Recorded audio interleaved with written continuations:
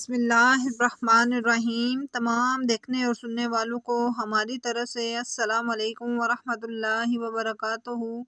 ہمارے channel explore for you میں آپ کو خوش آمدید کہتے ہیں۔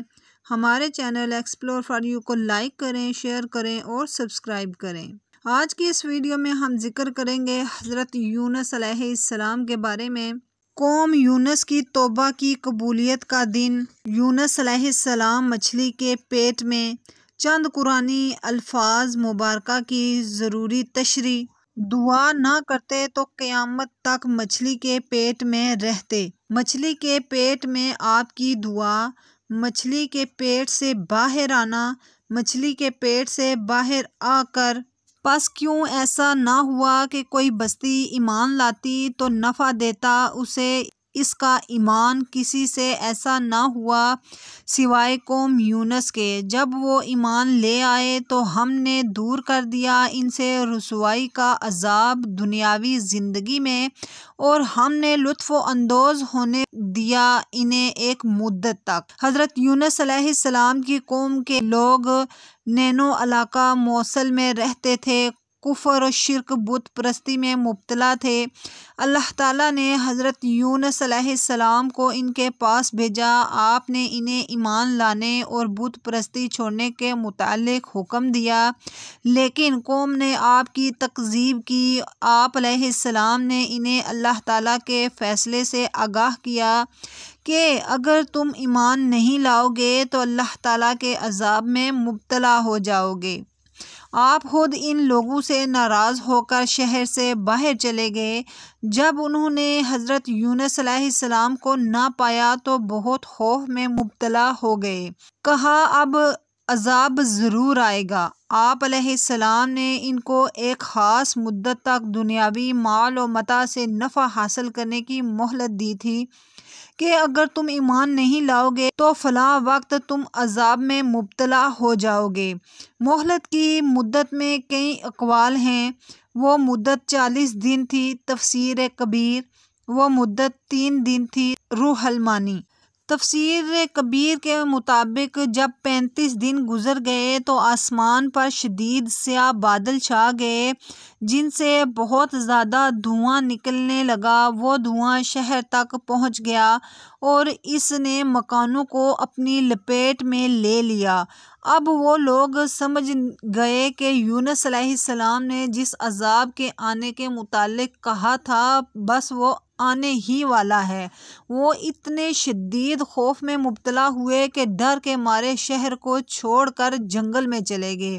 انہوں نے اپنی عورتوں اور بچوں کو جدا کر دیا، یہاں تک کہ تمام جانوروں اور ان کے بچوں کو بھی جدا جدا کر دیا، جبکہ وہ ایک دوسرے سے جدا ہو کر ایک دوسرے کی طرف مشتاق ہونے کی وجہ سے بے قرار ہو گئے۔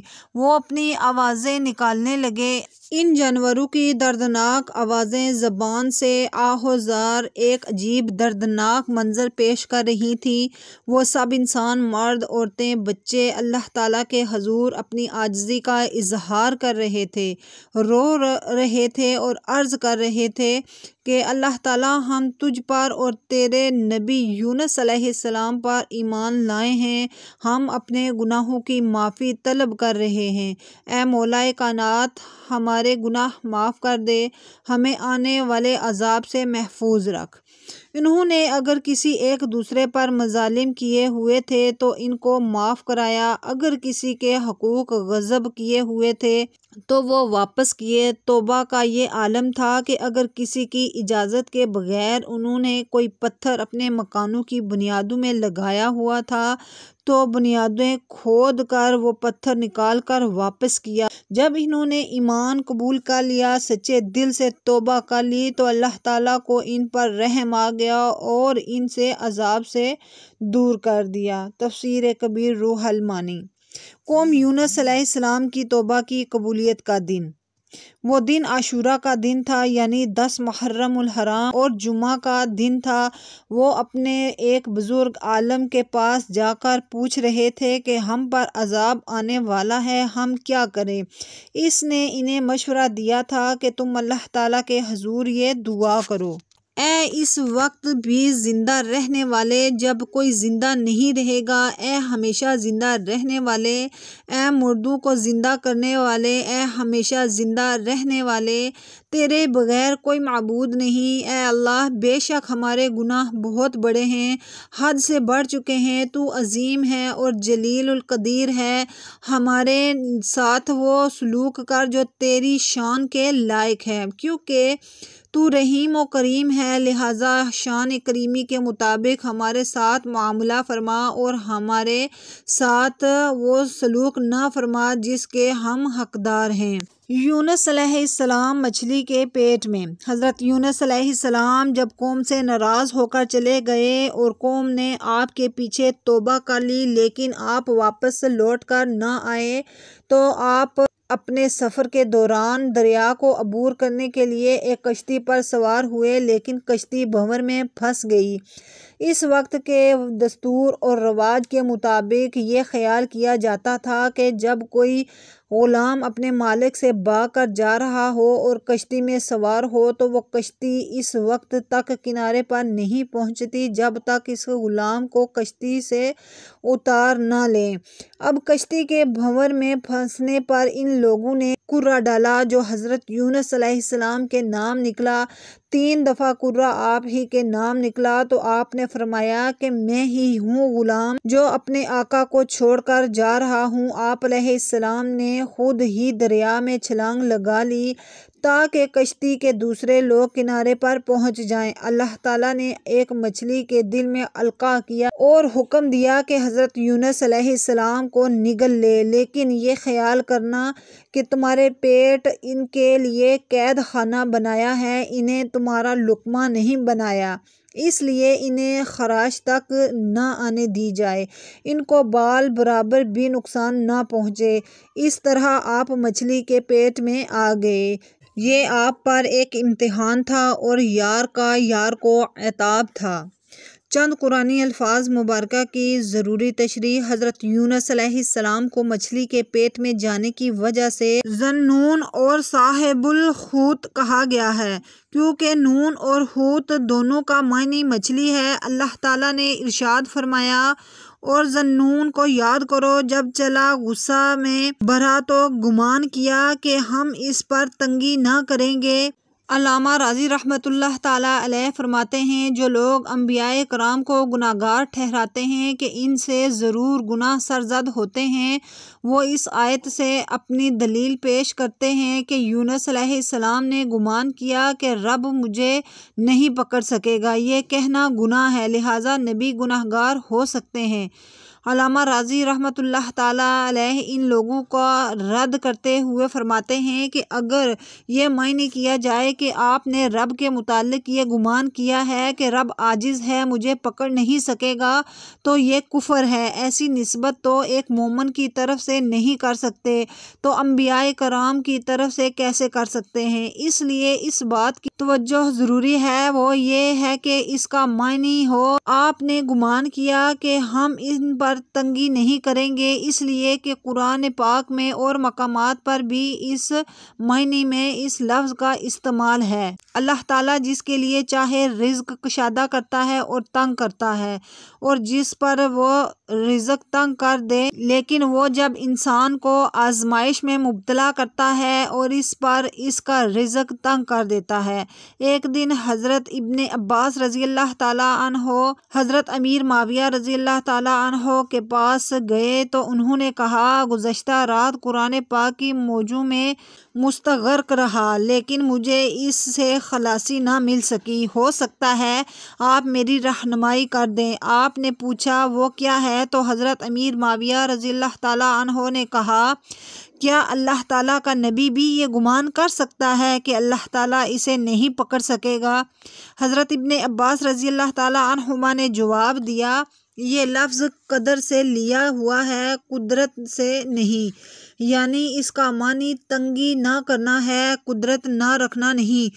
علامہ راضی کی اس تحقیق کے بعد واضح ہوا کہ حضرت یونس علیہ السلام کو شہر چھوڑ کر ہجرت کر کے جانے کا حکم اللہ تعالیٰ نے نہیں دیا تھا۔ آپ علیہ السلام اپنے اجتہاد سے تشریف لے گئے تھے، خیال یہ کیا تھا کہ اللہ تعالیٰ اس پر تنگی نہیں فرمائے گا، نہ کوئی باز پرس کرے گا، اور بے شک یونس پیغمبروں سے ہے جبکہ بھری کشتی کی طرف نکل گیا۔ یہاں بھی کئی ترجمہ کرنے والوں نے ترجمہ کیا ہے وہ بھاگ گیا۔ یہ ترجمہ نبی کی شان کے لائق نہیں، بھاگنے کا مقصد ہی نہیں تھا، صرف قوم پر ناراضگی کی وجہ سے آپ چلے گئے، اور خیال یہ تھا کہ اب ان پر عذاب آنے کا وقت تو آ ہی چکا ہے، لہٰذا یہاں رہنے کی اب ضرورت نہیں۔ رب تعالیٰ کی طرف سے آزمائش میں صرف اس لیے ڈالا گیا تھا کہ آپ کو رب تعالیٰ کے حکم تک ٹھہرنا چاہیے تھا، اور ہم نے اسے لاکھ آدمیوں بلکہ زیادہ کی طرف بھیجا تو وہ ایمان لے آئے تو ہم نے انہیں ایک وقت تک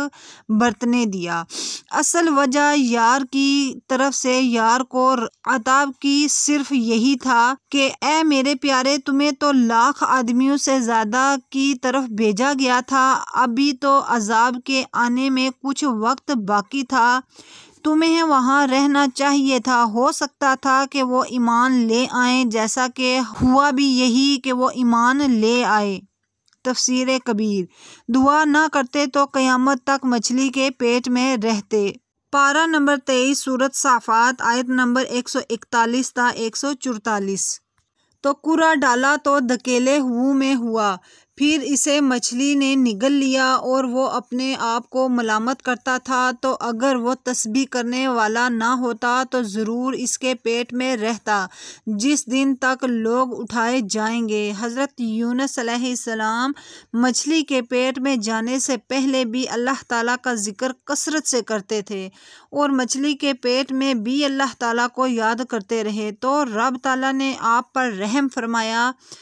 بعض بزرگوں نے کہا تم اللہ تعالیٰ کو آسانی میں یاد کرو تاکہ وہ تم پر مصائب میں مہربانی فرمائے۔ تفسیر کبیر۔ یہ ایک حدیث شریف کا ہی معنی ہے، اگرچہ الفاظ حدیث شریف کے نہیں۔ حضرت یونس علیہ السلام کو بھی آسائش میں اللہ تعالیٰ کا یاد کرنا، کثیر نمازیں ادا کرنا، اور مچھلی کے پیٹ میں بھی رب تعالیٰ کو یاد کرنا ہی کام آیا۔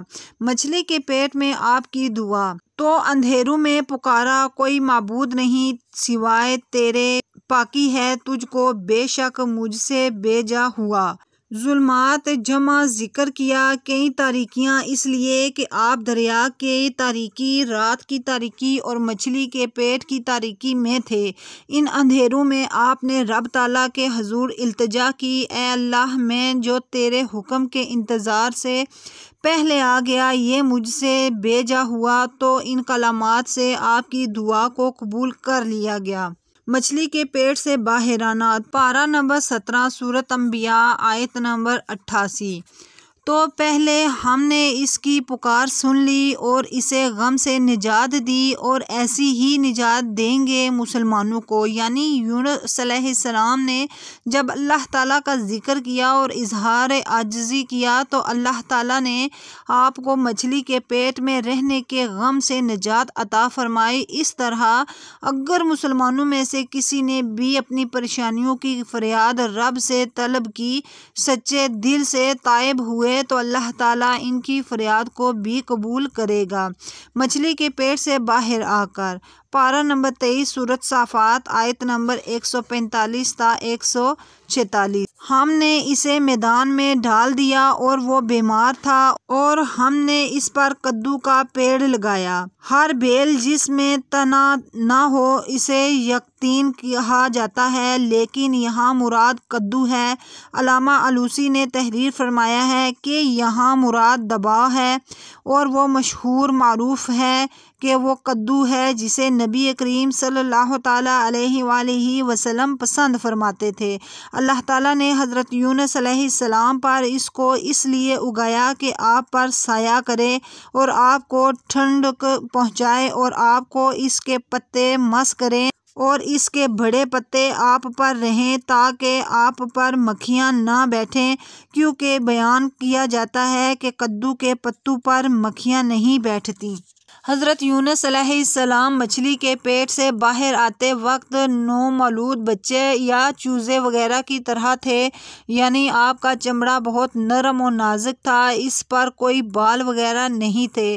آپ کے لیے مکھیاں باعث تکلیف ہو سکتی تھی اور سخت چیز کا مس کرنا اور سورج کی گرمی آپ کے لیے تکلیف کا باعث بن سکتی تھی، اس لیے اللہ تعالیٰ نے اپنی مہربانی سے آپ کو اس کے سائے سے آرام پہنچایا۔